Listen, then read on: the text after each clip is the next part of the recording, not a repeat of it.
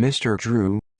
Hello, allow me to introduce myself, prove my credibility, and state my case. I am a microtechnology professor at MIT, and this means I am able to critique your videos with professionalism and accuracy. Also feel free to include the contents of this comment in your Refried Fridays series, as I would prefer your viewers to be educated by someone with a more educated perspective. The Google Pixel is on par with current flagship phones and is superior to all of them. I apologize for going against your opinion, considering you are a respectable tech YouTuber who posts admirable content, but you're awful and deserve to lose all of your subscribers. Let us begin with Satan's chin, as you have labeled it many times. The Google Pixel's blank chin is actually a genius marketing move by Google. Apple first included a fingerprint sensor on their phone with the iPhone 5S, of which is still lightning fast and easy to use even in comparison to that of the iPhone 7, which is nearly instant and very conveniently located in the home button's iconic home at the bottom of the phone. The Google hardware team considered this and realized that in the typical Android fashion, it would be desirable to have nothing on that chin at all. This allows for the user to comfortably rest their thumb on the chin without potentially cutting their skin on the hard edges of a home button like that included on the modern iPhone. Pixel owners are also now able to use the chin as a small beverage holder or even a whiteboard. iPhone users are missing out on this amazing technology, and to be honest, I feel pity on their poor out-of-date souls. In addition, the so-called conflict of design you mentioned exists for a reason. The way the headphone jack, of which we clearly still need as much as water or air, and the print scanner are positioned, the user is able to listen to music with the headphone jack facing downwards in their pocket.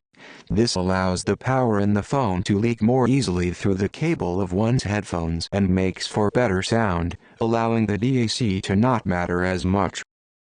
Moving along to the software experience, the test of time has proven Apple's technology is much too user-friendly, and the superior optimization is something that has been on iPhones since they were first introduced. In an age during which every smartphone manufacturer is attempting to get a leg up, it is only natural for Google to go against the flow here. iPhones are known to be the least innovative phones on the market, and this is proven through their continued ease of use and smooth workflow.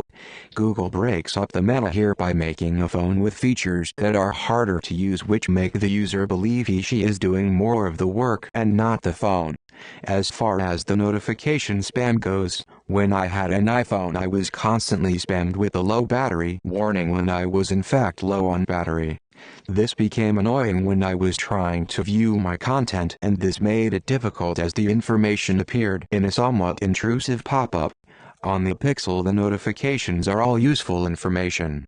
When I am driving and I need to take a nap, my eyes are obviously closed so I cannot perceive the weather. When the Pixel notifies me of the local weather situation, I am able to tell what the weather is. If I didn't have this feature, it would be difficult to drive with my eyes closed, especially at high speeds. As far as prices go, I believe the Pixel is actually horrendously underpriced. Sure, it takes less money to manufacture them per unit, but the attention to detail placed into this beautiful phone is well worth the money as far as creativity goes. If this phone included an HDMI port and perhaps one USB-A, it could easily surpass $1,000 retail. iPhones, on the other hand, are pretty overpriced. The limited and dull color options are boring, and the specs are terrible.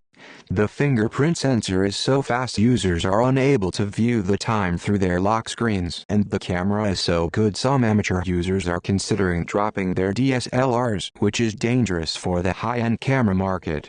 On that basis, the Pixel should cost much more than the iPhone. Speaking of colors, that blue is not a bad blue. It is tasteful and resembles the blue found in paintings such as Sunflower and the Mona Lisa.